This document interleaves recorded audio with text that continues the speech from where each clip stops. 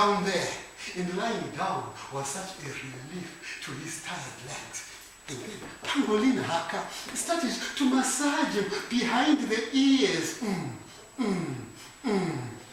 Lovely, lovely. And he massaged him on his shoulders. Oh yeah, that spot there. Yeah. Nice. Thank you. Oh yes. He massaged him on his back. Oh yeah.